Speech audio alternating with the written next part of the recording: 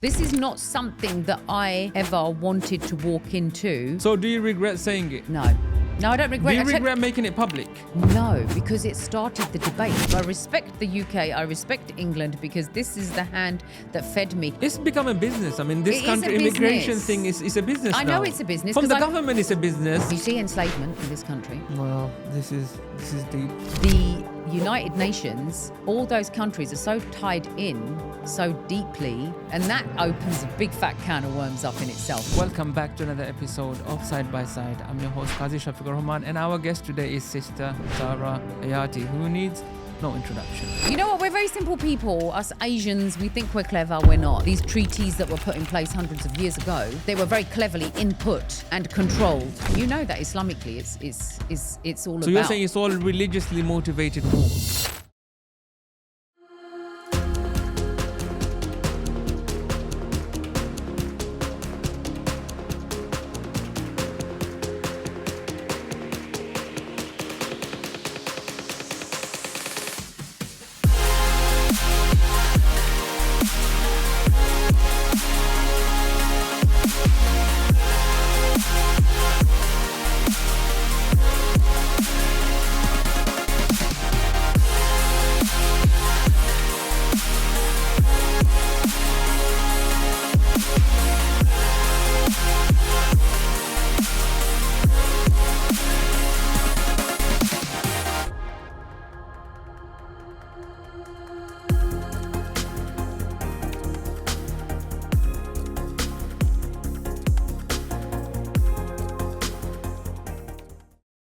Before we begin today's episode, ladies and gentlemen, supporters and well-wishers, please do consider subscribing to our channel on the platform you are tuned into. It is your subscription, as always, that makes all the difference. Let's get straight into the show. Assalamu alaikum, sister. Wa alaikum salam. Thank you for how are inviting you? me. Alhamdulillah. Very good. Bit Alhamdulillah. cold. Bit cold. Yeah. What's the weather like in Malaysia? Oh, at the you know moment? what? I was dreaming of it last night, I think. And because I was out like late at Sash's son's nikah, and we had a lot of fun. I left at 2:00 and they were still going, playing games and stuff. It was good fun. So the cold had set into my bones. And I think that's why I was dreaming about it last night. The heat, when you get out of the AC and it hits you. And it's 32, 36 degrees, ranges between there. Are you Beautiful more of a hot person? 100% hot. Really? Yeah. I'm completely the opposite. Yeah, I know. So, no, my mum is. That's why she's not living with me. Otherwise, I would have definitely made her move. And Malaysia is a bit sticky, isn't it? Apparently it's humid, but I don't know what humid means. I like it, so it doesnn't matter. Yeah, I just get really But agitated you have when it's sticky. But you're AC in the car, AC in the house, and then your body is healthy. You're sweating. So nice. Okay. And at least you know you can step in. But when you go from freezing cold, like it enters your bones, it takes a while before that is going to defrost. It takes a while. Bit like my son in the mornings. Takes a while to defrost. Good to know. Look, let's begin with the most recent topic, Okay. Ali Dawa. Oh, yes. And I want to refer back to your response video. Okay. And I want to refer to one of the comments. Oh, go on then. And the comment goes, "Sister, you said a lot, but really said nothing. Just say I was wrong saw and that. thank you for informing me. Lord have mercy." Okay. I that's interesting because I do that. Like, because of the way my mind works, I'll hop between thoughts in my head. But this is how it went. I was in Malaysia. I'm very reactive. I see a Christmas tree and I go, wow, that's really beautiful. It's really pretty. And whilst living in Malaysia, you see that they are very kind, compassionate, loving people and accepting. And so there's this Christmas tree and there's trees everywhere or decor everywhere. The same for Diwali, the same for Vaisakhi or any of the other festivities, Chinese New Year. Everyone gets involved. Like Diwali, for example, recently, people say Happy Diwali. It doesn't mean that, we're going to convert or we're going to mean that we follow the Lord. I have no idea about this religion, I have to say, but it doesn't mean that we're accepting any other idols or gods. So I liked seeing that over there. So me being reactive, bang, take out a video. I think it was a good month ago before I came here. So I come here and now all of a sudden that post has hit and it's the debate was very nice. You had people with their views, as in, you can't say it because of this. Me going, nope. It just meant Merry Christmas to me, a greeting, a word that is now formed its way over, I don't know how many hundreds of years. And the actual meaning behind it is maybe diminished for a lot of people. And then you had the ones who said, quoting sections of the Quran. See, I'm not that knowledgeable at all about Islam. I'm learning, let's say, and we're all in different stages of journey. So somebody sent me an extract who is a little bit more educated than I am. And it was a really lovely study. And the study did that analogy of the cricket team and the Shahada. Yeah. I think the Shahada might be a little bit too deep. And then I speak to other people and they say, yeah, but it's because it's the word Christ Mass. And yes, whilst it is something that has been written in a way for people to, you know, it's like Latin, isn't it? We probably have a lot of Latin words that we are party to, that we don't even know what it means. And it is part of that whole haram system that we are stuck in. So it's getting out of that system. So am I doing the same thing right now? Am I brushing around it in a circle? I think so. Potentially. I think so you are. Potentially. But what that is my thoughts. There's too many thoughts. You can't address something with something specific. And yes, the extracts that they're giving me in the Quran that, you know, when you imitate, for example, that I know this much, that the Quran is written as a whole book. And there are meanings, deeper meanings to each word that you read. And you have to, it takes somebody with some depth and spirituality and intelligence to really uncode the Quran itself. So I just feel that humanity and love and kindness and invitation is the best way to be. So is it Merry Christmas or is it Happy Holidays or what is it now? I mean, have you repositioned yourself after you've received I have that to say, PDF? I did. I think that the standard, maintaining a standard, maintaining an identity, maintaining a position like the cricket team I'm on the fence. Because I'm thinking, yes, maintain a standard and as an identity as a Muslim, because I'm identifying by wearing my hijab, I'm identifying. That's the only reason I do it. But at the same time, I think education, yes, happy holidays and educate people. But if somebody says Merry Christmas to me, am I going to say Merry Christmas back? I think I'm on the fence. I'm on the fence. You're going round and round in circles. So that comment is right. It shows the sister said a lot but said nothing. Yes, but there is that confusion. If I'm confused, as in where I sit, the new generation is exceptionally confused. Especially if there's no depth to their thoughts. And they're the ones that become easily led. So do we simplify it for their purpose and say, okay, my brain goes overdrive.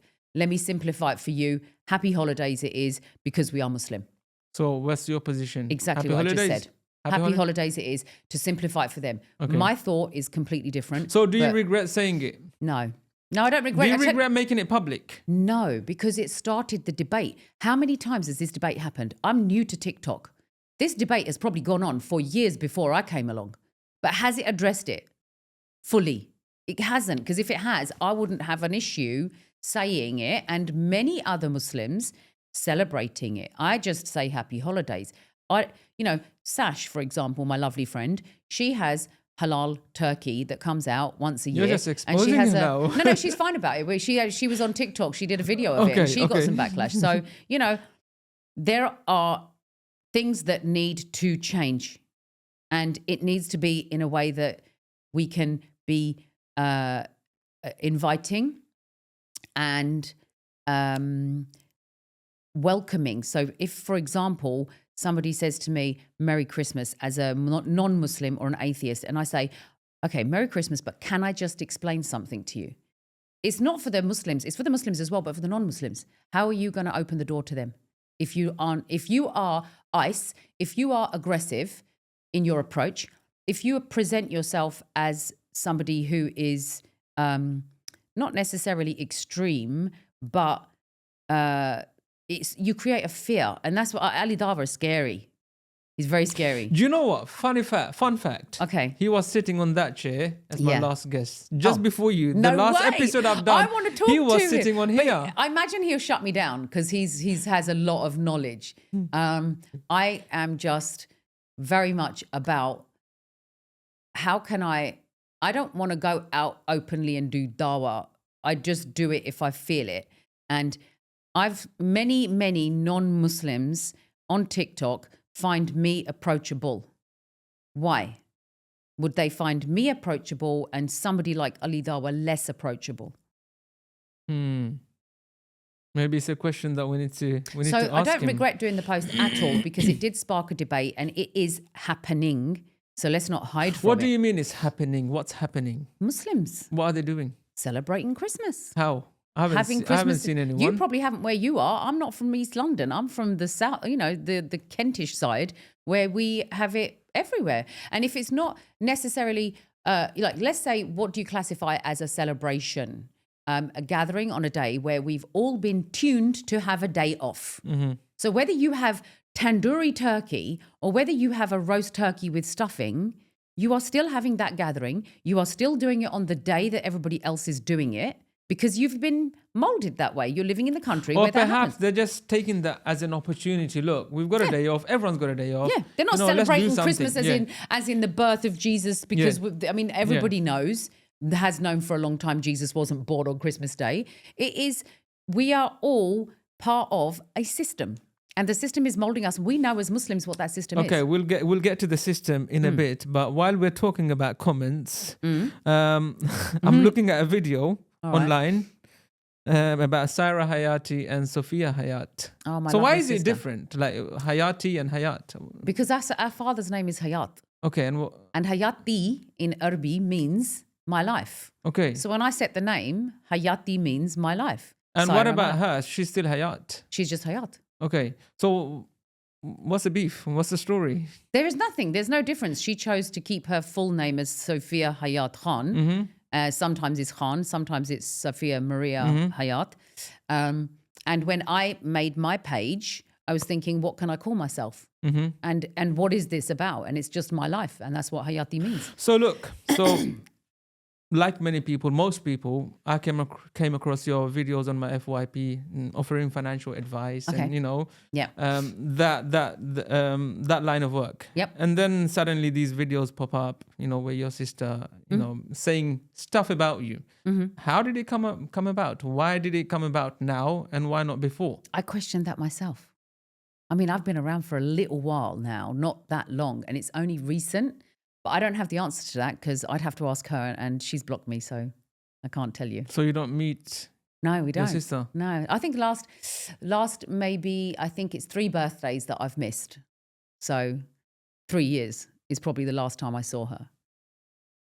So she's a Bollywood actress. She has done some work, yeah. I don't know the depth So of it. 'cause we didn't- how is it so different? You're completely opposite and she's... Siblings gone- are always different. I mean, there's 6 of us. We're all very different. And how did it happen? I mean... There's always one though, come on, you must know this. There's always one in the family that wants to, some children learn from their parents. Some children, I have always been that one actually with my mother, if anything. I'm the only one that looks like my mother's family. Everybody else looks like my dad's side. And so I'm the one that I would say I was the obedient child to my mother. I've always asked her when I bought a house, whenever I do business, Mum, should I do this? My mum's a clever woman.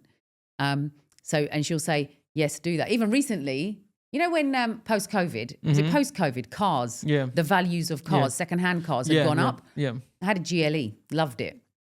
But my son, who was doing performance cars, he said, cars have gone up, Mum, do you want to sell your GLE? And then you can wait and then it comes, And I said, I don't know, because I've just bought this, I'd paid for it. And so I said, let me ask Mum. And this is only 2019, 2020, isn't it? So 4 years ago. My mother's 74, mashallah. Mashallah. And so I said, Mum, Hamza is saying this. What do you think I should do? Do you know what her answer was at 70?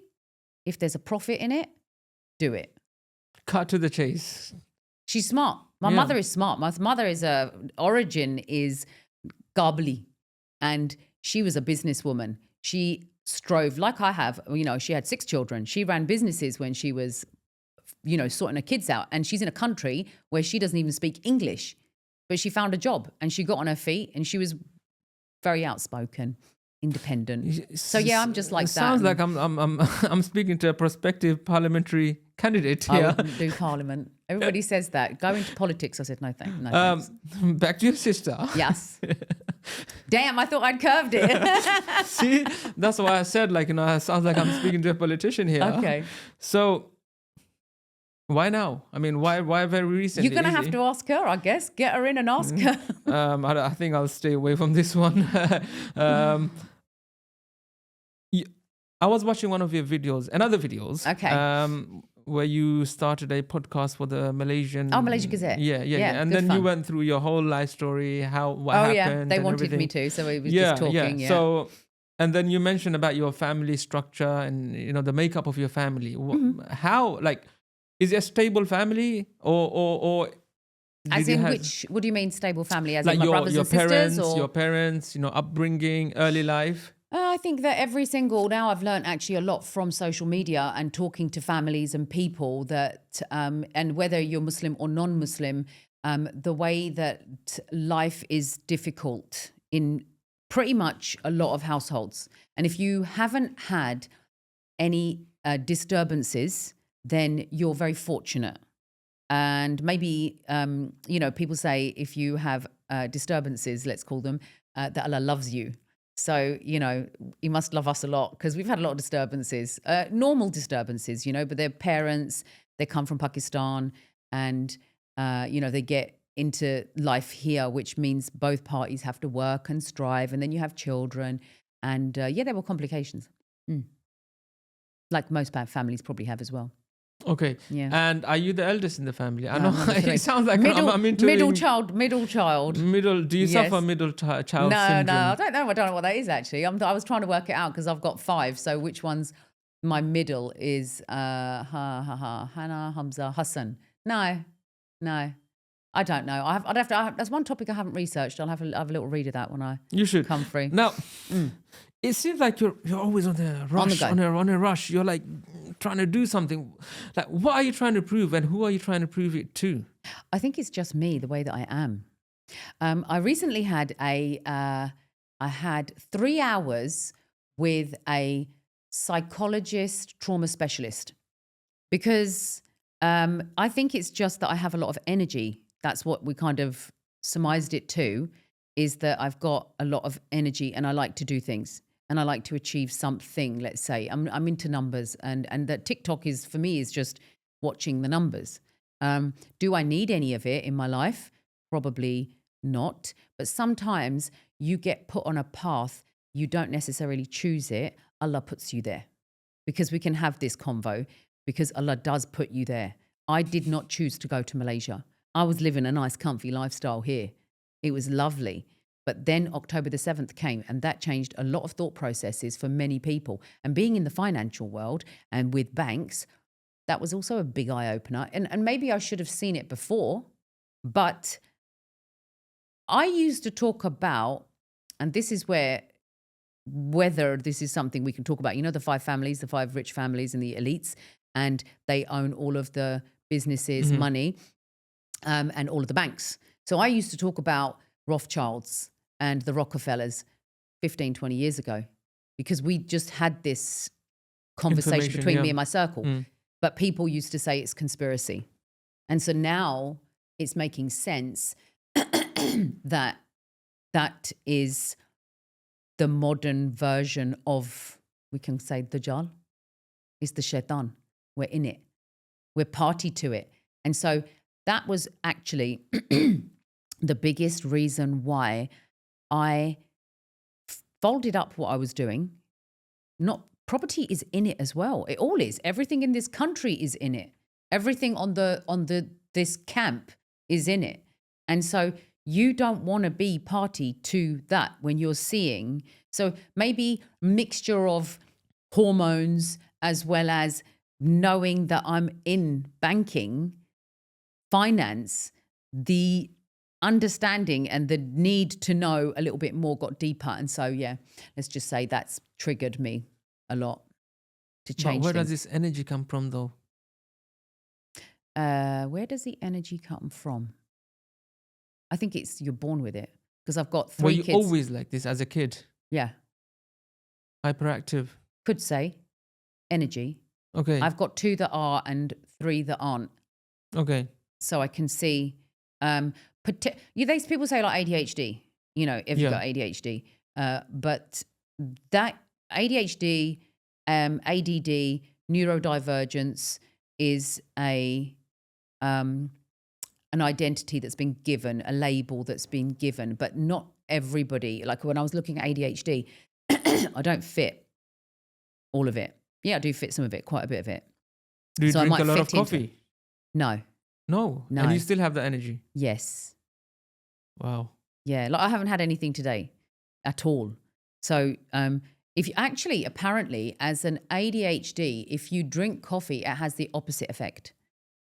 Okay, maybe that's something that you should perhaps try. No, I don't think so. I think energy is positive if you can direct it in a positive way. But you don't always have positive energy. You don't. I'm an optimist. I'm a positive person, but you don't always have the energy. You're not always going to be wake up every single day, bounce, bounce, bounce, bounce, bounce. It's not going to be like that.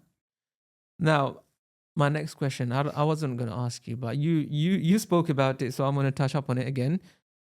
I don't know where you are now and what your life status is, but you mentioned you were divorced. Mm-hmm.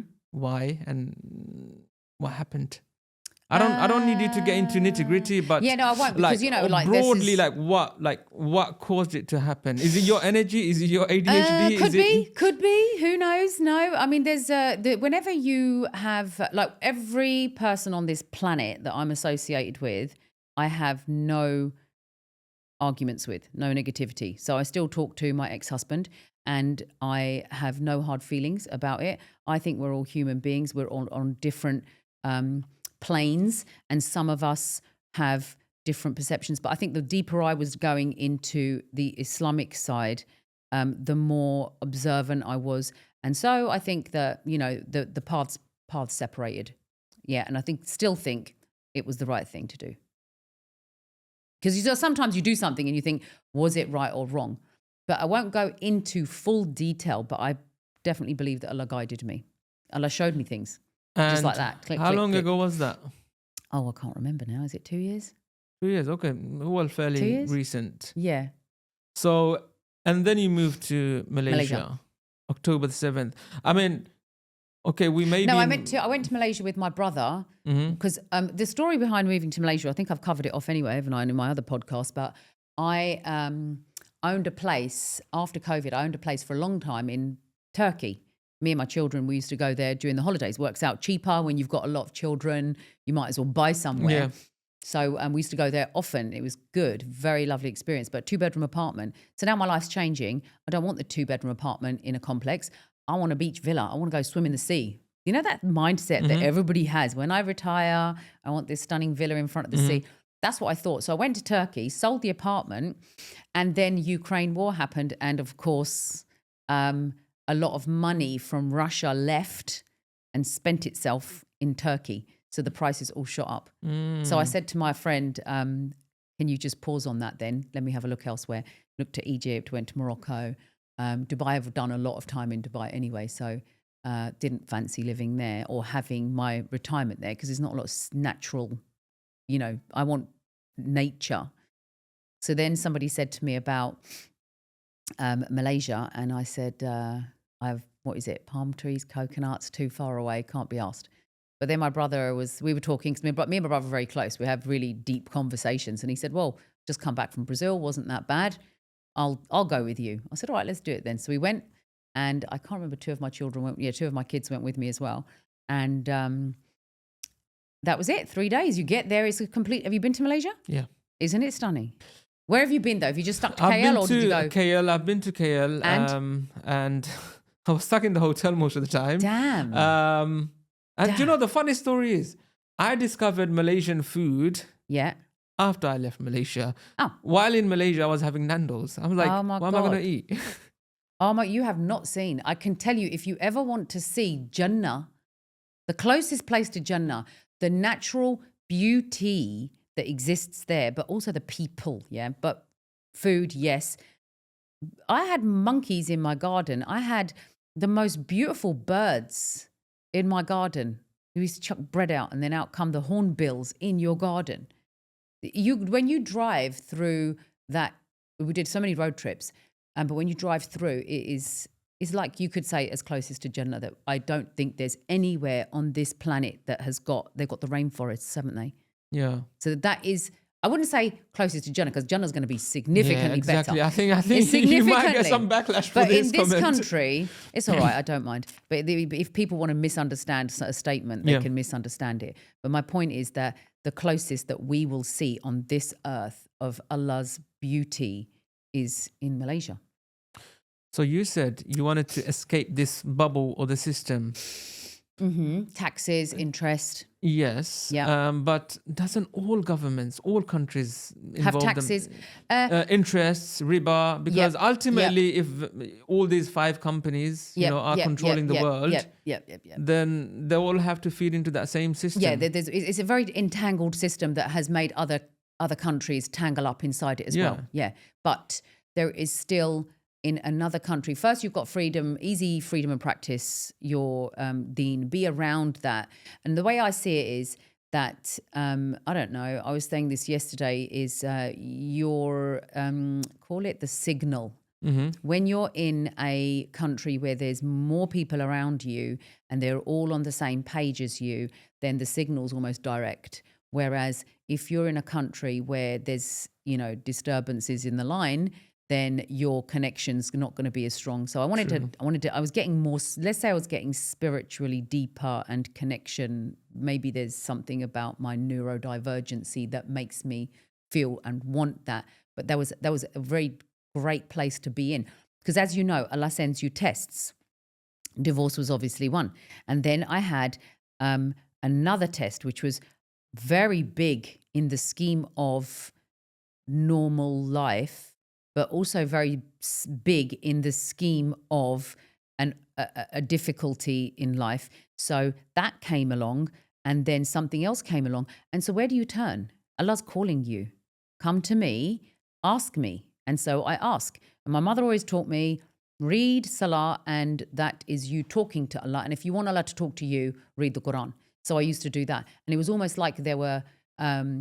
the what was coming out when I was reading it, you can relate to it, and it pacifies you and it gives you a strength, but takes away the burden that is weighing you in the difficulties that you're going through. So that's another reason why I loved it so much. I wanted the to challenge be in it. that we're talking about. Are we talking about the operation or operation of? I mean, you had a yeah. There's some topics in. That have occurred that I would definitely won't talk about. Okay. Because there may be points in my life later I might be ready to talk about something, but right now definitely it was too intense that I would not openly just go, yeah, this happened in my life because it's cash. That's not happening. Okay. Back to the topic of Quran and I find it so fascinating, and it's like a miracle. Like definitely. If you have a thought in your mind and then you open the Quran and you start reading the verses as if it's answering those thoughts. You think that maybe you're, what's the word? You're reading it and you're interpreting it to something that you're relating to. And so you're actually not getting a signal or a message, but you're just making it seem like So for example, like when I was visiting Middle East recently, and I was like, okay, like, maybe a bit like algorithms then, yeah? No, it's like, it's a dumb thought maybe to some, but I always say, you know what, sometimes what may seem obvious to you may not seem obvious to me. Yeah, so my thought was, no, why did Allah change the Qibla? Why was it from Al-Aqsa to Mecca? And then I was in Medina and then I opened the Quran and I was just like reading and then it's like, wow, like, the answer was there. So there. Ask yourself this, right? How can that happen? I don't know. Because that's Allah's a miracle. talking That's to a you. miracle of Quran, and Allah's it's talking amazing. to you. I know. And Allah just boldly said, "I decide what I like. I choose what I like." And I was like, "Okay, got." That happens, and I tell you what, if you're that lucky, it's a blessing. And that is exactly what happened. And the first time it happened to me was when I was deciding, because, you don't get married to somebody for 22 years and then go, I'm going to divorce. You don't do that. What you do is you're at a crossroads. And when you're at that crossroads and you're at an particular emotional state of mind, whether it's, deeply spiritual in Medina or whether it's emotional, you will ask that question in your head and you can ask Allah and then you open the Quran. So I got answers. Two things that came through. One was this. The other one was hijrah, migration. Didn't understand the migration bit, but now I do. And I was like, no, that can't be right, because it was a very specific word. And then I thought, no, we'll do it again tomorrow. Wake up, tahajjud, do my prayers, connect, speak, ask. Bang, another surah, same word. I was like, that's just too much of a coincidence. Okay, all right, I'm just going to do it one more time, like best of three, And so I did it again. I said, okay, promise I won't ask again. I get you. And that's what made it so easy for me to do what I did. But it was the right thing when I look at it now, because there's no way I'd be sat in Malaysia if I was still married. Yeah, I'm not going to tell you. Why? Because, no, that in itself is haram. Isn't it? I'm not going to say something bad about somebody. Oh no, I'm not going to expose something. Okay, this is not about gossiping about your ex. Let's just say there's defaming him. Something, and then I got what I needed from the Quran, and that gave me the strength to go ahead. So it's not for tax purposes. Oh God, tax, no. If I was anything to do with tax, my taxes are sweet and clean. I've been the sweetest, cleanest, most abiding citizen my whole bloody life. Honestly, I've got the best accountant, Sarah Jane. She's amazing. You won't find one like her, because she hasn't got any more room on her list. Brilliant accountant. Females with numbers are usually good. So, what's her company? Does she serve? Harrison Bernstein. She has got her own company, Harrison Bernstein. Sarah Jane. She's the best accountant. I've had her for 20 plus years as I grew from nothing to everything. She was with me. Amazing. Yeah. Now, do your entire family, Yes. your children, they live in Malaysia or? So my eldest is in Nottingham. And then my eldest son is in Gravesend. And so the three beneath are with me. So eldest son is what? What age? 23 in April. Married, got a little baby. mashallah. Yeah. So, wow. And the eldest, she's got 2 boys, mashallah. That was the hook she was hooking me in with, sending me pictures. I came in June, so I spent the time when she had the birth and, mothers making, we do halwa. We make halwa, suji and all that. Yeah. And I love it. yeah, Halwa and suji, yakhni. Yeah, but you haven't tasted my mum's halwa. I've got some in my car for my brother. Oh, we might need to grab That's not some. happening though, because there's security. I'm not going to give. My brother was unwell. He came to my mum's just before I came back down south. And he was poorly, and so Mum said, I'll make you some halwa. She makes the halwa. Next morning, he was like, Mum, I'm feeling better already. So as I was coming back, literally about to get in the car, can you tell Mum to make me some halwa? So it's still in my car. And he phoned me twice for it. I said, well, I'm in London. You'll have to wait for it, sunshine. And if I'm hungry, you might not see it. So what? Your family predominantly London-based or all scattered around? No, we're UK? you could say we were Gravesenders, born. Okay. Everyone was born, raised. Okay. And then of course when you get married, things change, don't they? So one of my sisters married into Nottingham, the other one married into St Albans. Sophia is Central, and then me, I stayed in Gravesend, and then brothers were Gravesend. One moved to Dubai, came back. He's still Gravesend. And then the other one has moved to Morecambe, like right up there, because he's got 4 girls. And he said, I need a nice, quiet little fishing village to bring my daughters up in. So Yeah. why didn't other countries make it to the cut, in terms of migration? Like where? Because I think Malaysia was, as soon as I got there, it was so relatable, because the way that it's common law and Sharia law, it is quite diverse, but the houses, the exchange rate, the fact that everybody speaks English and everything's written in English. If I have a problem with my electricity bill, for example, and I don't know what to do, I can pick up the phone and they speak English. So, yeah. And I think my son recognized this. He said there's a lot of opportunity here. So, yeah, that's why Malaysia. So you said the people are very nice. Maybe they're nice to No, you know, people said Western that. people from the West. People thought that, and I didn't have anything solid to decide whether or not that's true, because you do get that, don't you? I know, British passport, Yeah. British accent, they love your accent, Yeah. they're very friendly and kind to you because of it or whatever. Yeah. So I had a guy, he was from Pakistan and his wife was Philippines.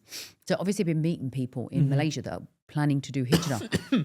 And this couple, he's Pakistani, she's Philippines, came to the country, and I'll keep the long story short around it. I met them with their children. They're planning to move over. He's got a business in, I think it is in, I can't remember where his business was, but he runs food.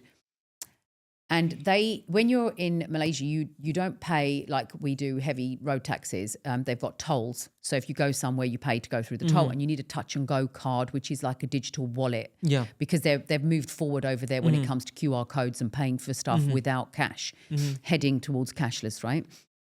And so he needed a touch and go card. So, and then his mobile phone data had run out. So he goes into a shop, guys, like, I'm new here. Can you help me out? I need to get data for my phone because we're traveling. And the guy in the shop gave his touch and go card. He said, here, use this for a couple of days and then bring it back when you're done. They were the ones that opened my eyes more to the fact that it isn't. And also in that country, nobody knows, obviously, till I've opened my mouth where I'm from.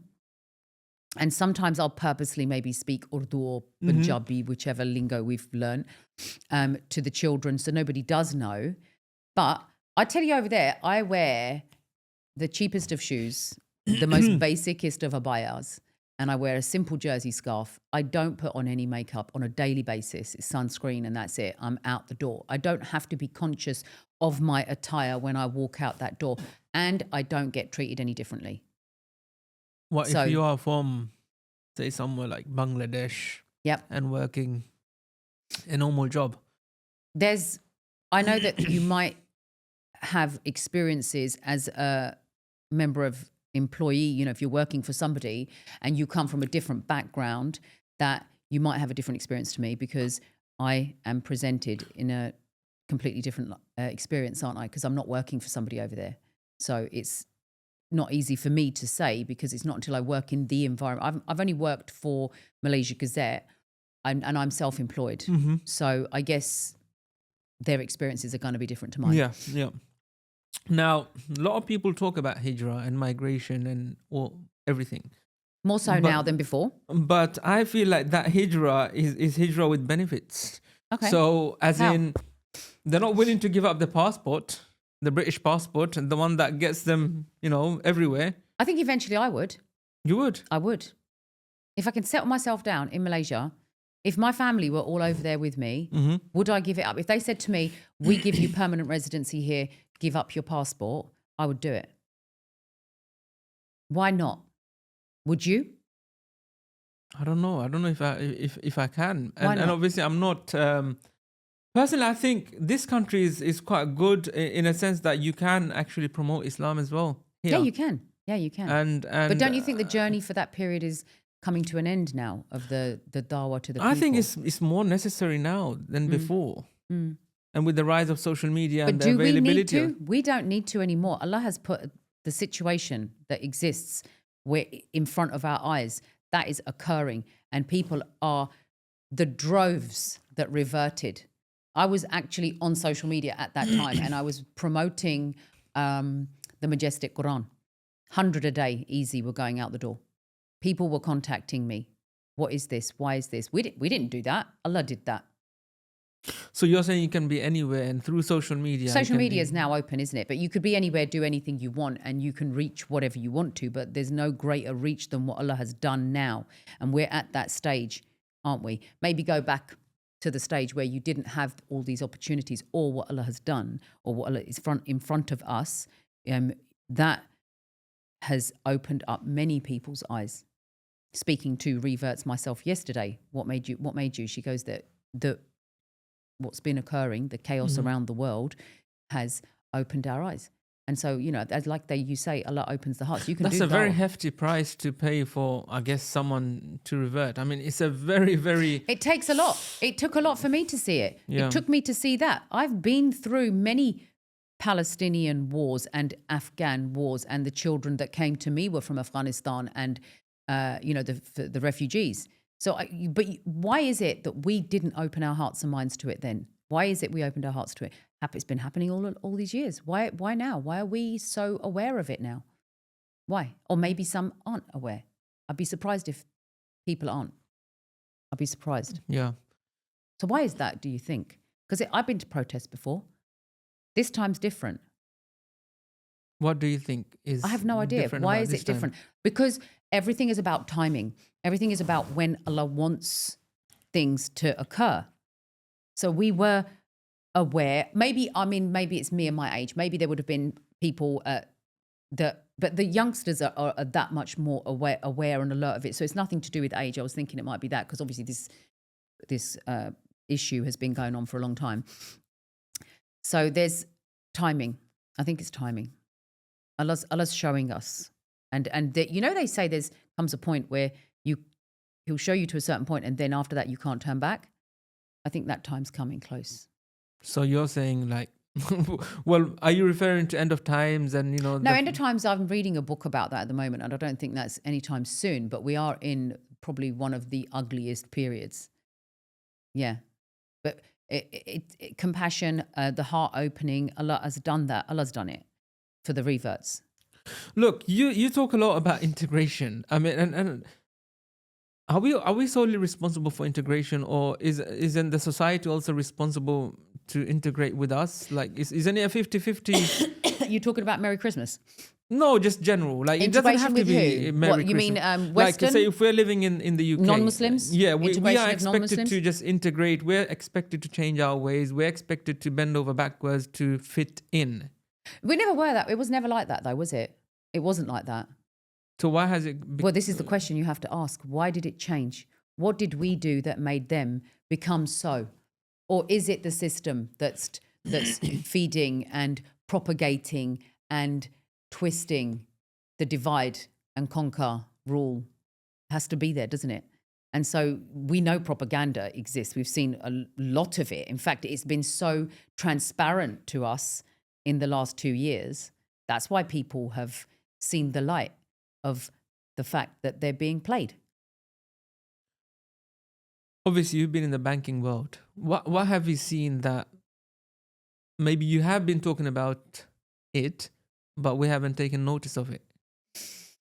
With regards to what, finance or banks? Just global power, dominance, and the ugliness of everything, how they do things. You said you were exposed to many different things. You start to learn that, okay, so a very simple area is money laundering. So you learn how money is laundered because you're on the right side. So you have to be observant of that. The placement, layering, integration, they literally teach it to you as a cashier. So when you look at that, and then you look at the 5 elites, and then you look at, that's the training in my head when I start digging about, I can't remember who it was, the banks. There was a bank I think it was a bank, and somebody said that it's not owned by it wasn't a bank, it was somewhere else, it was a business. And actually, yeah, I'll tell you what it was. It was a halal mortgage company. And then the more I dug, the company owned by the company, owned by the company, owned by the company, fell back to where? BlackRock, Vanguard. So actually, your halal mortgage is not owned by a halal person, if you really want to dig deep. So this is the thing. The more you uncover, you will find that whole, this is such a sophisticated system. And we're right at the edge of that system. If you were to unpack it all and go right to when it was first implemented, that placement, and then all of those layers over the years, and then how it's integrated and entangled everyone up so well. Is Britain at the forefront of everything? It's a beautiful system if the intention behind the beautiful system, and this is where you said about governments, is the government's intention behind the system. You see, systems can work positively, but the system can work negatively. And really, when I've just learned what I've learned now, and that makes an even greater sense, I was thinking to myself, how do you free yourself of this? And you can simply by. Now, the Malaysian government, as much as politics is politics, you're always going to have that, right? The Malaysian government does take care of its country and it does take care of its people.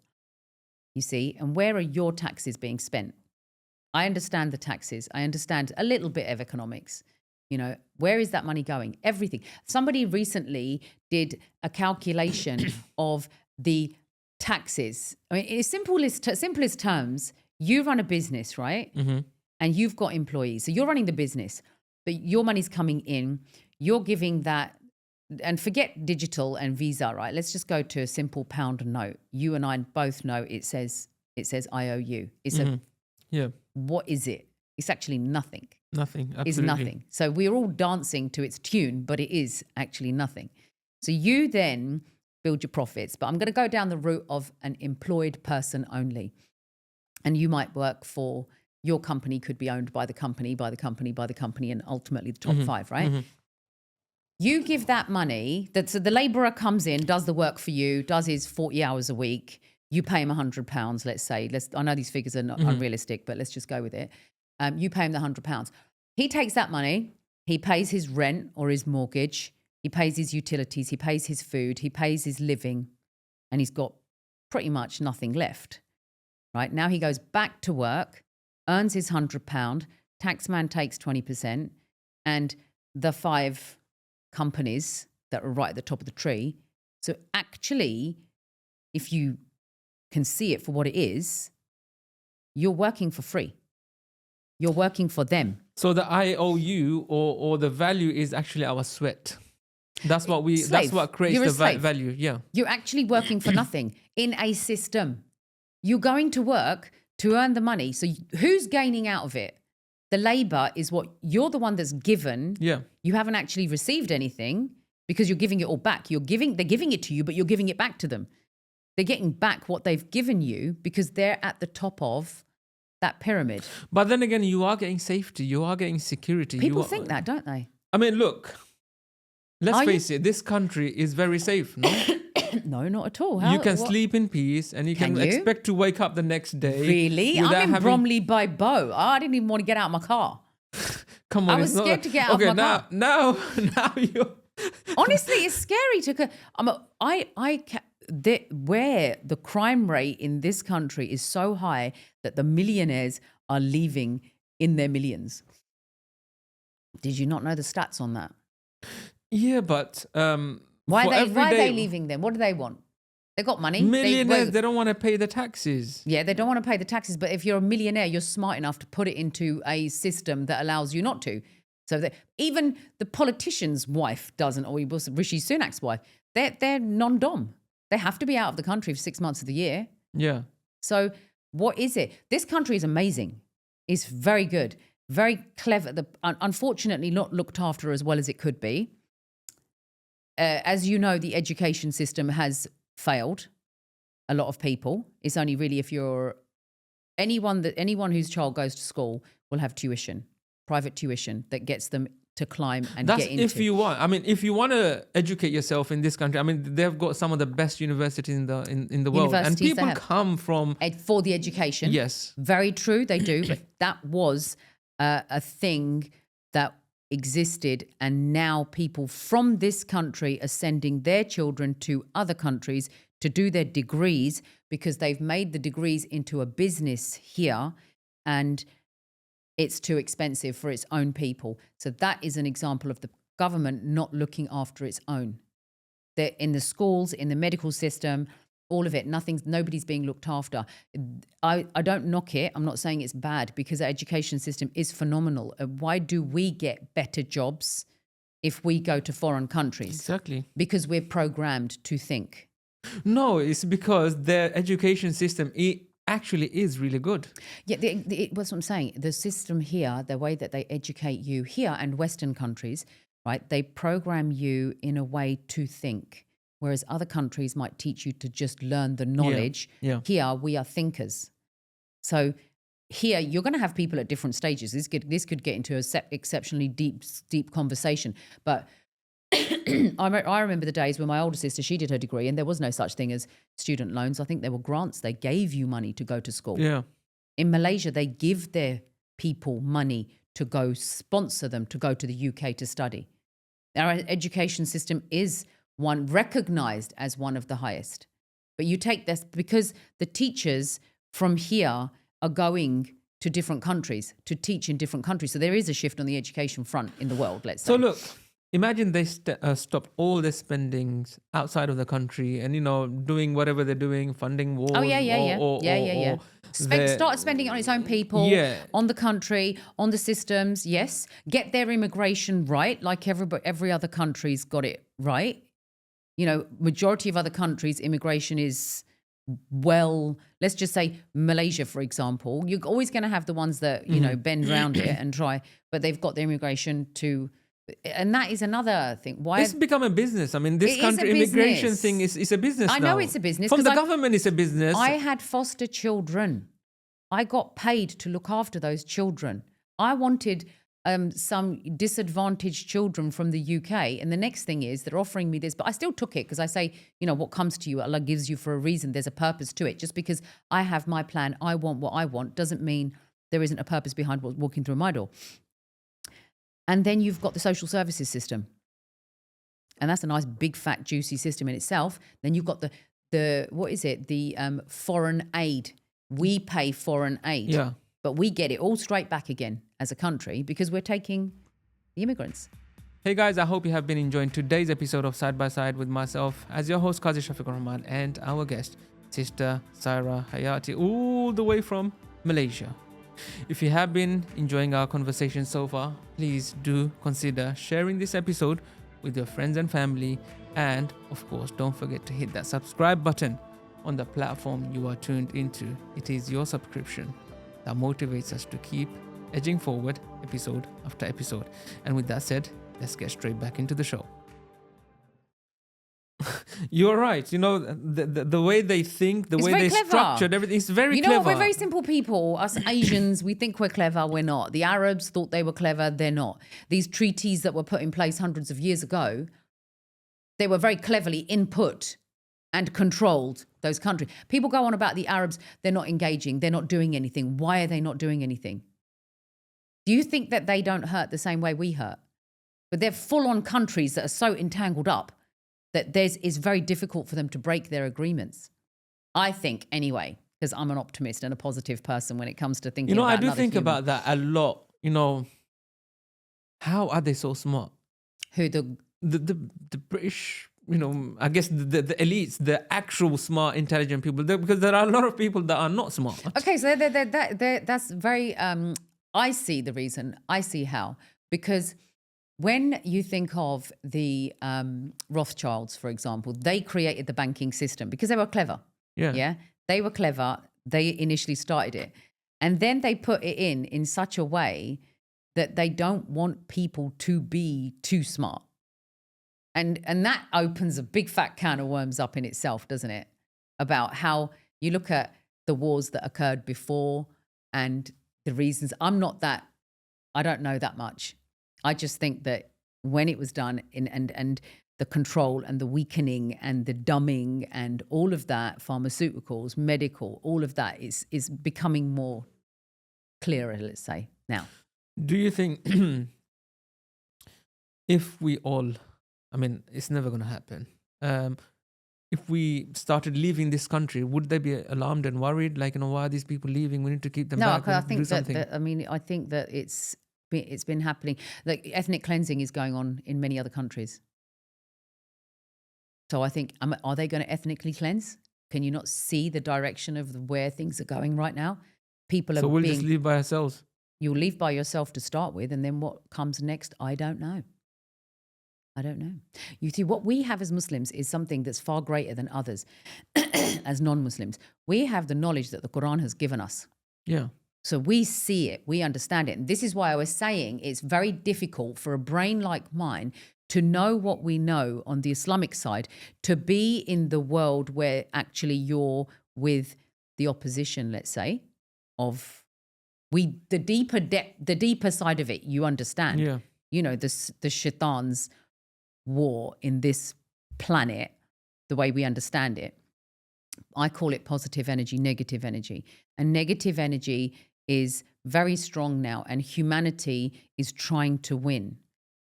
So we can go about quotes and you can say everything and anything you want that Islam teaches us, yes, from the book. But there is nothing greater than humanity and love for the creation. Whether you are Muslim or non-Muslim, Allah made us all. You can't judge anyone. You can't devalue anyone. We're all, like traditional saying, you're all going to go to the same earth. We're all going to rise together. Doesn't matter what your wealth is, who you are, what you wear. None of it matters. So that has to be at the forefront. And so when I talk about things like integration, I'm talking about seeing compassion, seeing love, seeing unity for Allah's creation. That's it. I don't look at you for your religion. I don't look at you for your traditions. I don't look at you for your practices, because all of that is not who you are if you stripped all of that aside. That's not who we are. So would you call your sister then and say, hey, let's talk? I don't mind. Did you try and call her? She's blocked me. Have you tried other means? I think she's blocked me off all means. Okay, there's no Send point her a until letter. when she's Integration, ready. yeah. Actually, I think I emailed her you know? as well. Yeah, I think once I'm in my space, then. But my door's always open. My door is always open. I think she just hates me too much right now, so I can't really. What have you done to offend her so much? I don't know. I don't know. I have no idea. Funny. Yeah. No, I think it's not funny. It's actually not funny. Because No, I think, you know what? I think if you're a happy person, you're at peace, and you know your purpose on this life, you will be content. Whereas that's why I hope that she finds her peace, her happiness, her purpose, and that Allah gives her hidayah. And, you know, that's all we want, because we all want to go to Jannah. Wish for your brother or sister what you wish for yourself. Yeah. So maybe, you should try and send her a letter, physical letter. Yeah, I think it's probably not the right time for it. There'll come a time. Inshallah, but imagine there'll come your children or your sister, you can see they're going into the fire or something. Would you not say, you know what, like, I need to stop you. You've entered a part. Like, you don't know what you're doing. Yeah, because you have to understand is you've only sinned now. Do you think this has just started now? No, this has been going on for a very long time. My dad's been dead 9 years. It's pre my father's death. So it's been going on for a long time. And obviously with the facilities and mediums that you have, it just got more. And I did not ever want to do social media. I've never wanted fame. I've had a nice, sweet, quiet life, you know, married, 5 kids, businesses, semi-retired. Earn what I want to earn. I'm satisfied with what Allah's given me. I don't want more. But my children said, there's these gurus going on social media, Mum, and they're charging people for courses. And one of my telecoms guy, Scotty, he'll be watching this if he does, he paid somebody £6,000-7,000 for the same advice that I was giving to my clients. And so my kids were saying, you should do this. It's needed. So, and Scotty, I said to him, why did you do that? Why didn't you just come to me? I would have told you all of this for free. And then they're selling things like you can do lease options. So he's explaining me lease option. And I said, yeah, go find me one then.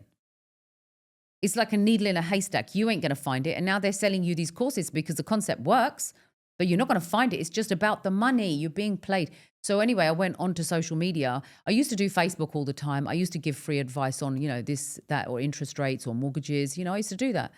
So I did it again and it just blew up. But, you know, I had a property management business, which I sold. And then I went back into finance because that's what I used to do. I was in finance for a while when I was in the bank, and I came out of finance when credit crunch happened. Came out of it because I was always questioned it back then. If it's wrong for me, take me out of it. So I thought, okay, it's wrong for me. So Allah's taken me out of it. I'm in property management now. The market's crashed. And all of a sudden, I'm coming back into it again. So halal and haram mortgage, is there such a thing? Is there a halal mortgage option? So there's Gatehouse Bank, there's Al Rayyan Bank. I think Al Rayyan's all right.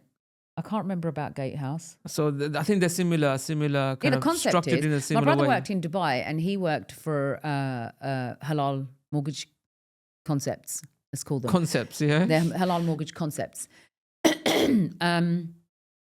And don't forget, right, you've got the United Nations and they're all part of, that's another entanglement. Control mechanism. It is another agreement that all these countries have gone. And do you know the two countries that aren't part of the United Nations? Guess. Go on, have a guess. There's only two that Britain? aren't. No, but they're the veto countries. Okay. You've got 5 veto countries, and then you've got all of the other countries that are part of the United Nations. Every single country on this planet is part of United Nations. It has to be in order for it to work. There's Are 2. they part of it? Israel is, yeah. So what then? I mean, I don't know. Vatican and Palestine. Oh, So if Palestine doesn't exist anymore, that leaves the Vatican. The Vatican controls. Do you see what I'm saying? okay. Well, you know what? Explain a bit more because I'm actually quite confused. Vatican is backed by religion, isn't it? Yeah.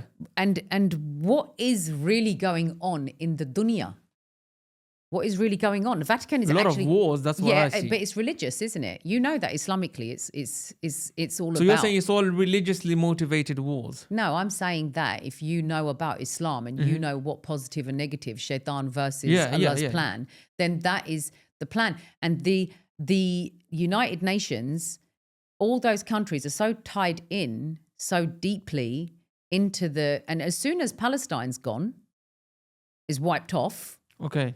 You're just left with one, which is Vatican. And then maybe there's something going on behind the Vatican that we haven't seen, because then that will be the only one country that's left that's not part of this United Nations agenda. Because that's what it is. You've got to think, Allah doesn't have a system or a structure on the dunya. The dunya, that system structure was put into place. And it's becoming, like I said, it's becoming more transparent to those that can see. What are we seeing? Because you see enslavement in this country. Yeah.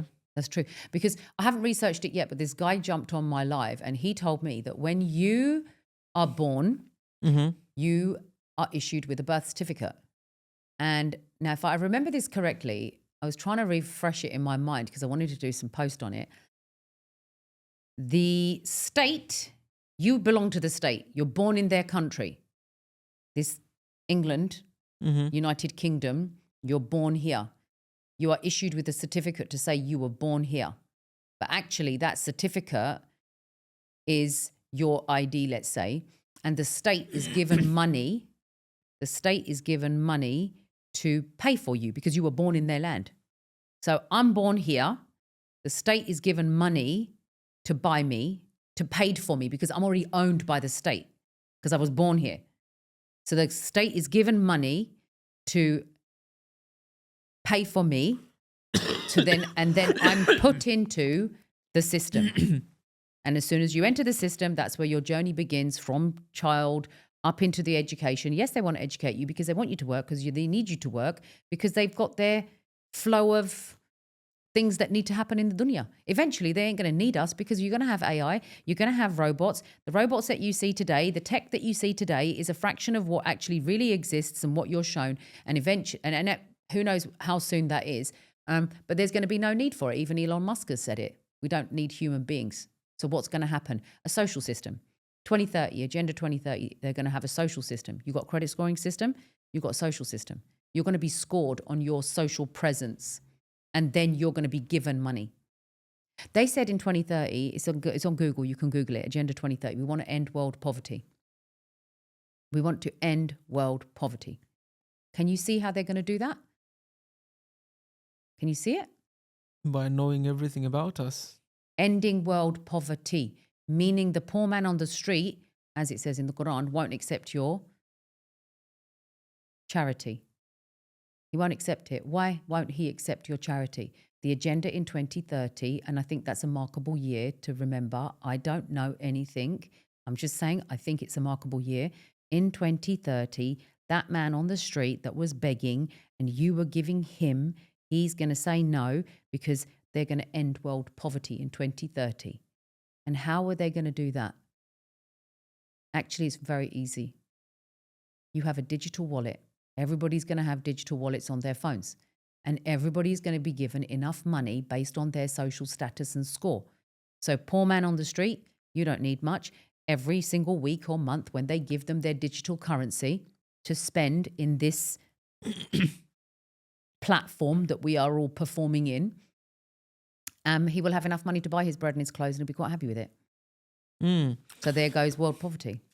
So look, this whole system, it beat us. Like, you know. It's too deep. No, it's never going to win, is it? Because Allah said the end is with us. So okay, obviously, as Muslims, we believe, you know, that Allah is the most powerful and they plan and Allah's plan is better. Yeah, exactly.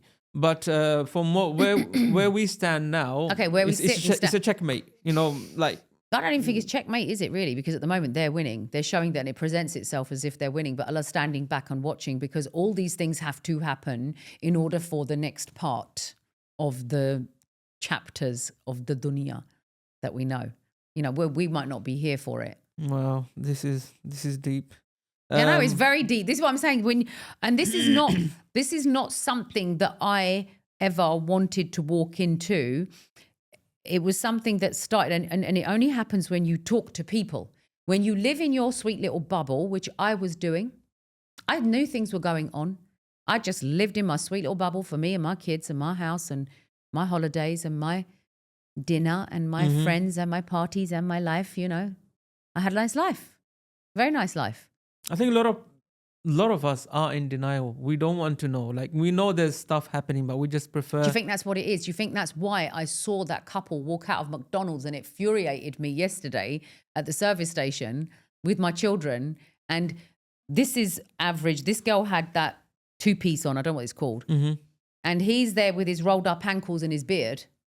And they're carrying out, I said Happy Meal. And some people are like, yeah, but you know, I've got an autistic child. There was a few comments in there.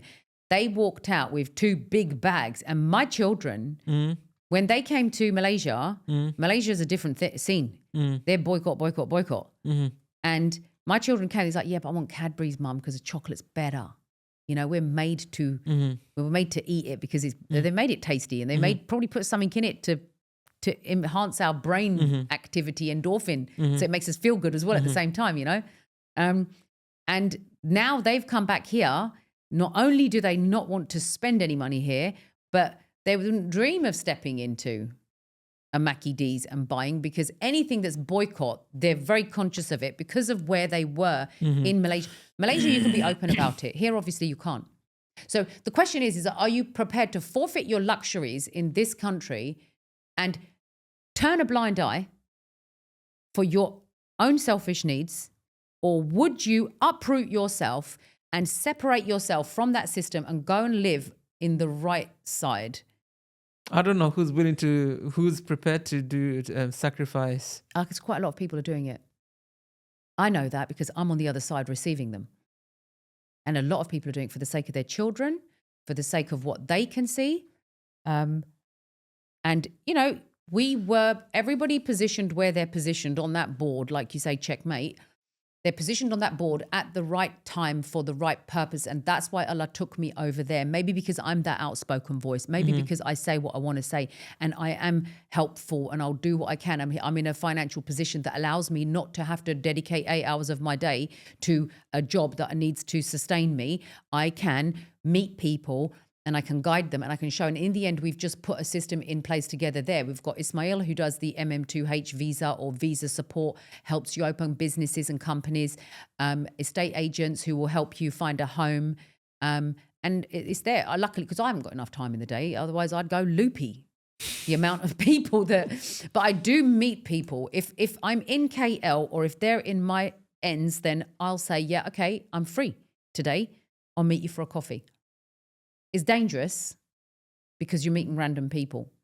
But obviously, I got my kids and stuff. I mean, with me, they've but got some really nice shopping centers in have KL got- for sure. I stay out What's that shopping. one? The one with the large digital screens yeah, outside. what's that one called? Saira? Is it Yeah, Saira? Surya Mall? Yeah, Pavilion? Pavilion. Pavilion. And we were actually considering putting Sonamas in there. I don't know. I mean, Oh. if Malaysia, what's the spending capabilities They're over very, there? very capable. Like, can they spend like average £60 or something? Yeah, I think they would. The Malaysians have got money. Don't think that they haven't got money.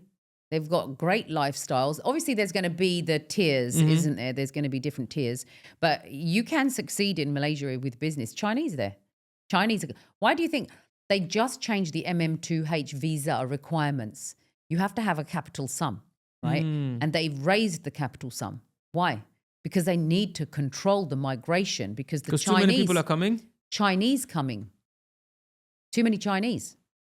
And they don't, then I understood the history of Malaysia because it was Malaya before and then British, Portuguese, Dutch went in. These guys have been Colonized. everywhere. Oh my God. So when I did a post on it recently, somebody said, Sharia law courts, there's 85 Sharia courts in the UK.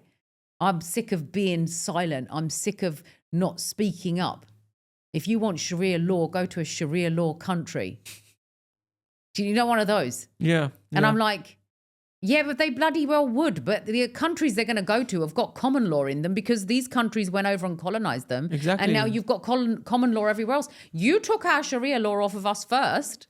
We were happily living in our countries. You know, the little Arabs herding their camels and living their life on their wealth that Allah's given them. Yeah. But you saw it and you went and take it. It's like you guys saw it and you wanted to either destroy it or take it from us. There isn't anything actually wealth-wise as a country. You know, I respect the UK. I respect England because this is the hand that fed me. And my father always said, don't spit in the hand that feeds you. So I respect that. But when you learn actually the history that they don't teach you in the education system, because that system is designed to program you to be a certain way, you know, you soon realize they're the ones that went in and ruined it all. The peace. India, Pakistan, the peace. My mother lived through that. Saira, are you defiant? Are you defiant? Am I defiant? Yes. In most things? Yeah, it sounds like it. I just think I speak my mind. You talk to me, I'm going to tell you the truth. Yeah. And I can't lie because I talk too much. Hence why it's easier for me not to tell lies. And you're not afraid of offending people. I don't like to offend people. I don't wish to offend people. I don't wish for anyone to be unhappy with me. I don't wish for anyone to... But sometimes when you speak directly, people... You speak directly, it will happen. But then I like the fact that people will find me communicatable and they'll say, you said this, it hurt my feelings. And I'll be like, damn, I'm so sorry. I didn't mean to. Or I've done something because, you know, we're all psychologically wired differently for different... not just wiring, but emotions and lots of activities that occur in your life that might make your behavior change sometimes from time to time. But I'm not shy to apologize and say, hands up, made the mistake. I'm sorry. Happy with that. Now that you know what you know, About many what? people are getting married. What do you think is a good way to save a marriage or make it work? Before it goes to the ending phase. I think I've learned more. And if I look at my marital structure as it was, happy to talk about that. I was working. I was running business. I was thinking that it's good for the kids to see this because you want them to be strong. You want them to be independent. And then it takes a while for you when you have been in that so deeply to unwind. It took me the best part of 3-4 months and waking up at midday in Malaysia and doing nothing, right? And it still hadn't undone itself in me of what we're trained for in the beginning. You know, you're trained. What they do is they'll train you in your schools and work hard and do this, you know, but if you have got energy, you will excel. If you haven't got energy, you're going to plod. Right. And if you've got energy, that energy is going to get pumped even more because it's feeding you to say, this is what you want. Big house, car, da-di-da. You know, you think that's what your life is and you're making a future for your children because they tap into that emotion. But the sunnah way, the way that the Quran says is the right way. It is the right way. The man should go out and become, like my brother was saying, he's the provider, he's the protector, he is capable of certain things. Then you've got the female. What is her role in the home? And the reason why that role is there, I completely agree with it.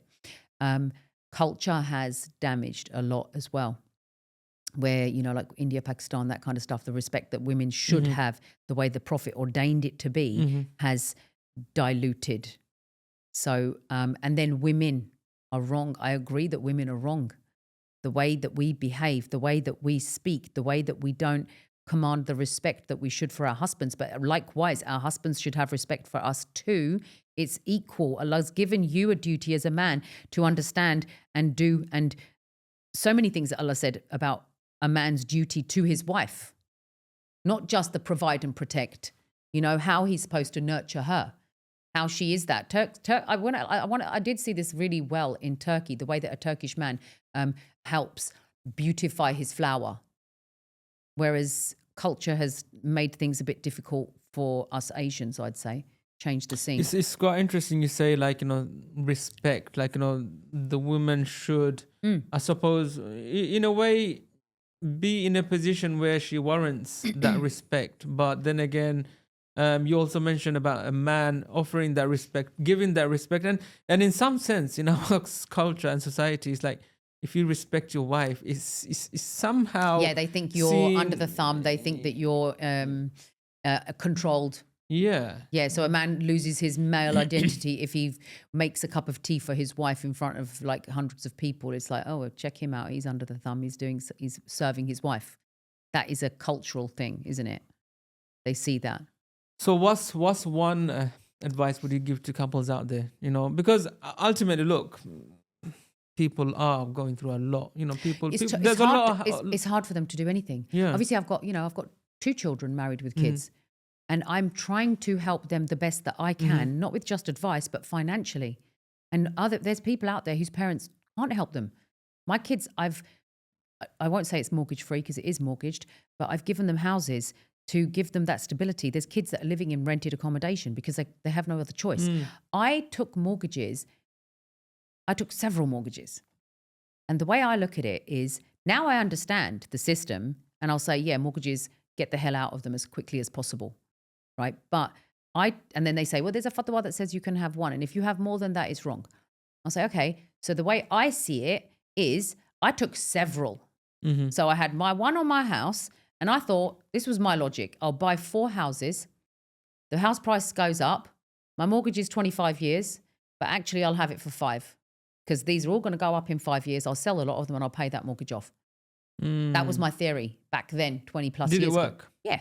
But then I'm thinking, obviously, your life is still progressing and you're having children. I need to get houses for my kids. Yeah. I need to make it easy for them because I know I'm in the housing market. It is only going to go that way. I didn't understand the model back then, but I knew housing industry was where you could make money. Now they've paused it. Yeah. They knew that it was going to make money. Yeah. They knew people were going to make money out of it. And now they're stopping you from making money in it.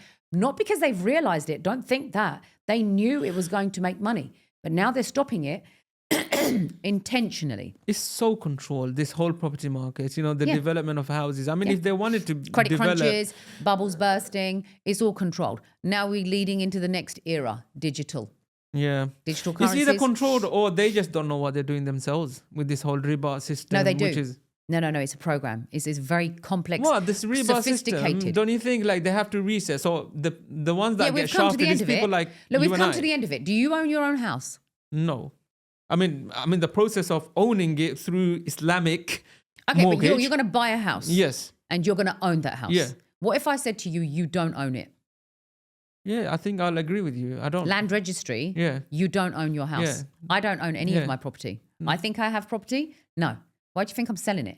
I'm liquidating it. I'm taking the money out and I'm going to. So do you own it in Malaysia? I mean, that is different. Malaysian land, if you buy Malaysian land, it's your land. If I say to them, freehold, as in their land registry says that they own their land.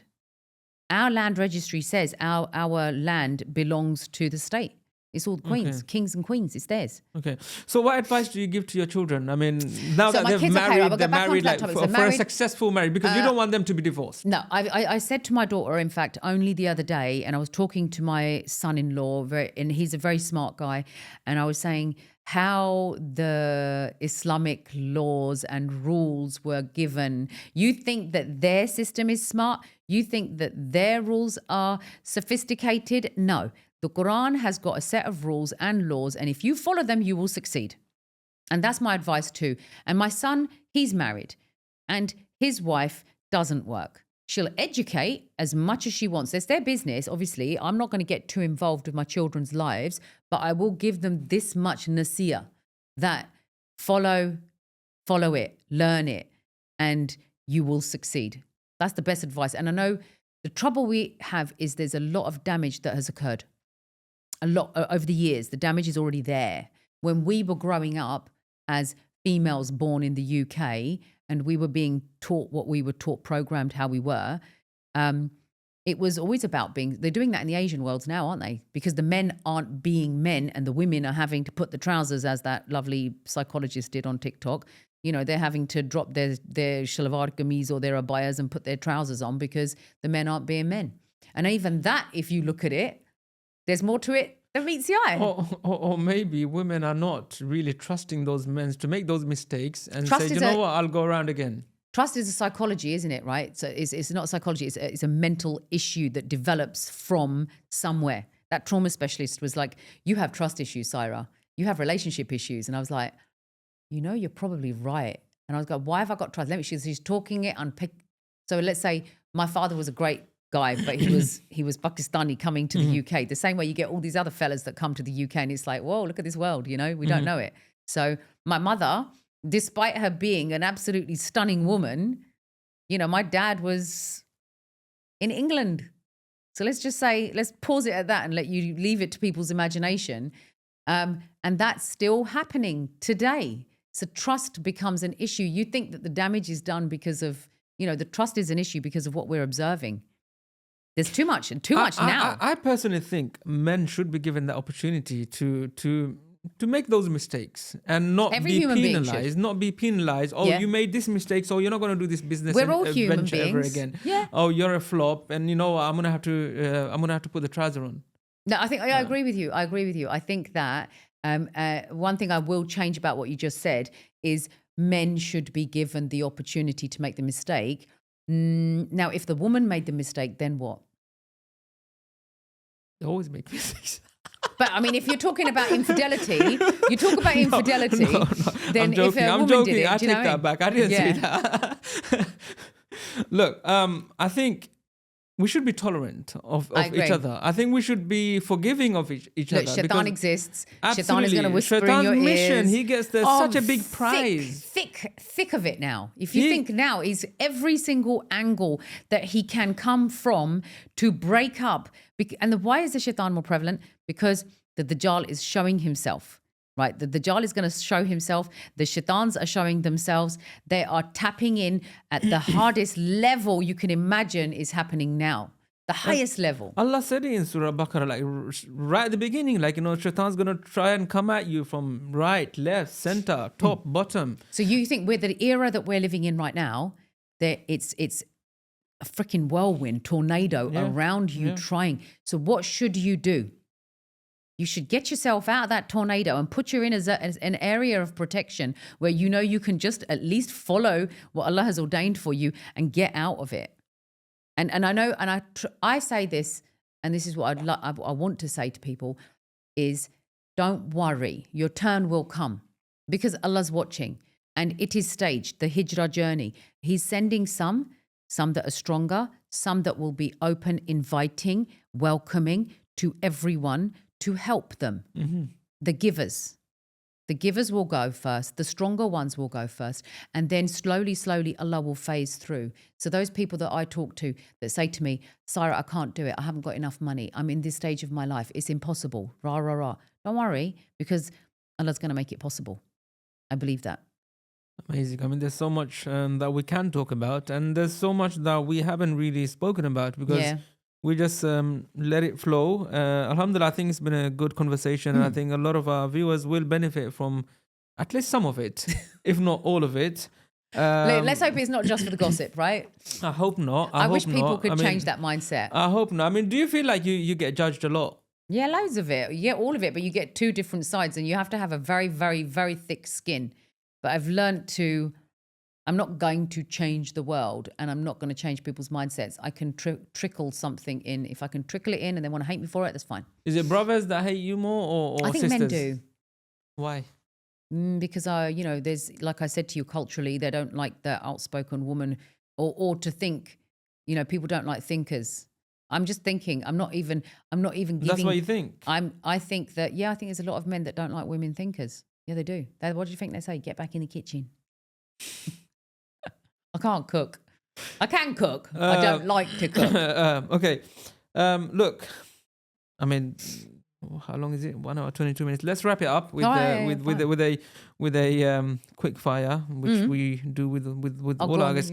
In fact, actually, I missed my biggest question. Damn, I thought my biggest question is one I begin with, because we went straight into the Ali Dawa, the response video. What is your greatest fear apart from dying and akhirah and all the rest? What's your greatest fear in this world? I think being alone. Because you can tell I'm very much a people person. So I wouldn't ever want to be alone. Yeah. Maybe that's why I keep it up. That's why I'm on social. That's why if I do feel alone, I go on live. Like a cyclone. Yeah. Okay. If you were to give your younger self one piece of advice, what would it be? I used to think it was value yourself. Value yourself. Okay. Yeah. Value yourself. Because I thought it was like, when you choose your husband wisely, get that tick box out like everybody's got right now. Advice would be to learn more about the deen earlier on. Teach your children. I wish my parents taught me more. I actually married because I thought if I marry somebody from Pakistan, they're going to know more about Islam. But that was really wrong, wasn't it? It doesn't happen that way always. I've always from a young age wanted to know more. I said right at the beginning, like something may seem so obvious to others, but it may not seem obvious. People think you just should know it's because it's so obvious, but it's actually not so obvious. No. And I find myself doing that a lot. To me, it's not obvious. And I was like, oh, wow, like I didn't think of it. But to others, it's just obvious. Yeah. But that's different. Allah made us all different. Yeah, absolutely. Give it different brains and speeds and yeah. What's a book or resource that had most impact on your life? Well, it has to be the Quran, doesn't it, really? 100%. Apart from Quran? Apart from the Quran. A resource other than that. So you're talking not the Quran or Hadith or Bukhari or either of those. Religious, non-Islamic. The two, I would say, impact. Oh, God, I've read too many books. What's the one that springs out? On what topic? Any topic that had an impact on you. The most powerful impact. I mean. Apart from the books of knowledge that you need for career path, right? They were also very important and interesting. I don't know why, but I read Alfred Vogel's book on holistic natural remedies because Alfred Vogel was Christian and he knows a lot about what Allah gave us on this earth and said that there's a cure for everything on it. And that's why it makes sense to me more so now about pharmaceuticals and the fact that Allah has given us a cure for everything. So yeah, I'm all about your health and your body. Do you think certain books you just shouldn't read because like, and if you read it, somehow it will have an impact on you and influence on you? But who reads books these days? Generation. I mean, audiobooks, Audible. Yeah, but do people... Like, for example, I'll give you an example. I'm scared. Like, there's a book by Netanyahu, the Israeli Prime Minister. Yeah. Like, one part of me says, I want to hear what this guy has to say. Yep. I want to hear what's in his mind. But then again, the other part of me says, what? This guy is just too bad. And somehow he might just convince me on something. And I want to stay away from it. Because it will all be, you know the other side of the story. Yeah. you're going to listen to his story and you'll go, that doesn't make sense. Well, that's wrong. That's wrong. Yeah, That's wrong. yeah. Because you know the other story. So you can't read a book and then go, that's going to train my But mind. these 'Cause guys that- are too Dajjalic, you know, Yeah. in terms of how they think and how they say Yeah. things, and I'm just afraid. No, you don't. You read it, listen, but do you even need to? It's a whole load of pointless nothings that are going to, because we know what we know. We don't know Yeah. enough, but Yeah. we know plenty. Yeah. And we can see things. It's really for somebody that doesn't know. Yeah, true. How do you unwind? I do lots of stuff. I do yoga. I go for massages. I like a spa. And that's all. It all started happening when you went to Malaysia. No. Or I taught is it myself even before. I taught myself yoga. I used to do that Okay. at home. I had a home gym. Okay. I had a home sauna. I had a hot tub in the garden. I told you, I had a nice life. I Mashallah, had mashallah, I used to, mashallah. my girlfriends, the boys all go out on a Sunday, go and do their cricket and their family. Boys, they're growing up, all of them. And obviously then girls are left, me and my daughter. And sometimes it was just me and my daughter, but I had a nice enclosed space. And I would, even in the winter, like this time of year, go into the sauna first, right? And then wash down and jump into the hot tub with my daughter. Or my girlfriend would come over and that's what we do. Wind down. Nice. Listen to some music. Nice. Salawat is my latest. Music, yeah? Yeah, I listen to music. Halal music, or What's halal music? we're talking about like Anything that the frequency is at a certain level. If the frequency disturbs me, then I tell them to turn it off. Okay. If it doesn't disturb me, then I'll listen. I like Arabic music. All right. In one sentence, what's your life's motto? A motto. You want to have peace. Everybody wants peace. Yeah. What drives you? What drives me to do what? What drives me is... To do what you do, to wake up from bed, to go on your roller coaster, cyclone mode that you live. That's a good point. Well, what I do energizes me. If I didn't energize, then there's no purpose in life. And the purpose in life, it has to energize you. Mm-hmm. So the energizing part is multiple things. It can be to deliver certain points and messages, to say what you want to say, to earn something from it, obviously. And then I measure myself by numbers. To me, 373,000, my measure is like, that's nobody. To me, it's like million plus. Although somebody said to me, it's the content of the quality of the follower that matters. Your engagement is strong. I mean, the number of the followers do matter. I mean, ultimately, you don't get invited to certain things because But I don't you care don't about follow that. the threshold. I do and I don't care. I'd quite happily do a job. If I could be an artist in a room painting pictures, I would do that. I was an artist. That's one thing I've left, and I. So what is it that drives you?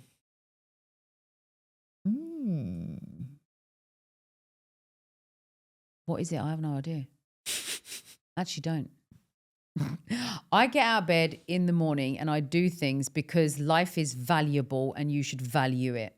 Every minute of every day, you should do something where you know that you're going to gain the rewards that are going to take you to Jannah. So fear of losing time, is that? Fear of losing time is very true. That's probably why I'm a bit more faster. But I was faster than this. I'm slow at the moment.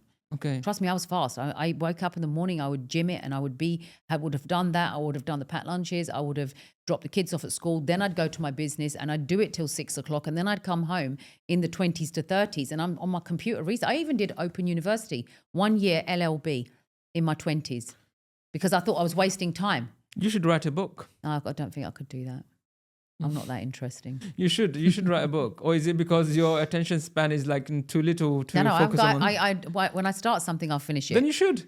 Yeah, that's going to be a chore. I've never thought about how to. You know what? You should write a book because on how to be productive. Maybe that could be a productive Muslimah. A productive Muslim. That's TikTok. There you go. Digital footprint. Yeah, but there's a thing about a book. When you start it's all talking, nice and packaged up, and why do we still listen to books or read books? Because it's nice to read. Yeah, it is. There's a probably. You know what it is that when we're having this conversation, that's why they say it's good to talk. When you start talking, things start coming up. They surface, and then you say them, don't you? So, but when you read, maybe the whole process of writing the book is going to need me to dedicate to sit. But I'm not at that stage just yet. I think the whole Malaysia thing, you saw how roller coaster that was. My life wasn't like that before. I did things. I had a very solid routine. I was a very routine, grounded, homely person. That was my life. My business, my home. My business, my home. That was it. Kids. So now this whole roller coaster has begun.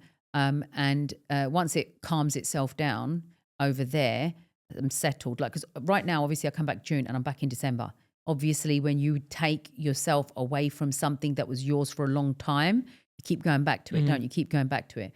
I'm hoping that the next time I go, that I stay for longer, and I just get on with my life there, and then anybody that wants to visit can come visit. Inshallah. But I need a mission. Sister Saira, it's been an absolute pleasure and entertaining to speak to you. Interesting to know you had Ali Dawa here before. You should have made him stay. You could have had a chat. You know what? Maybe one day we'll have a panel discussion, and then obviously you have a strong personality, and so has he.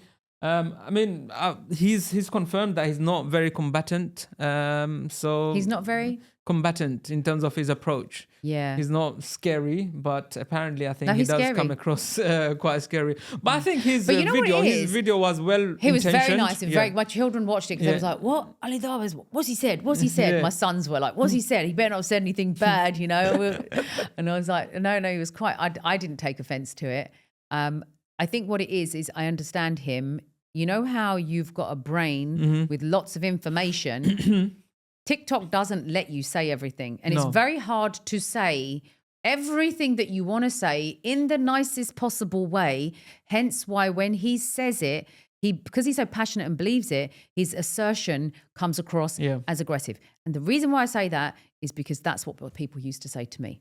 Yeah, you come across really aggressive. I was like, do I? Maybe you have that projection. You don't realize. Maybe you have that projection that is very serious and sophisticated. It's assertive. And nice assertiveness. Yeah. Well, Sister Saira, thank you so much. End it here, inshallah, and we'll stay in touch. Thank you very much for inviting me. It's been a pleasure. Thank you. And that's it for today on Side by Side with myself as your host, Kazi Shafiqur Rahman, and our guest, Sister Saira Hayati, all the way from Malaysia. If you have enjoyed today's conversation, please do consider sharing this episode with your family and friends. And of course, don't forget to hit that subscribe button on the platform you are tuned into. Comment below if you have any guest recommendations or questions for myself or our guest. And with that said, let's reunite on our next episode. Assalamu alaikum.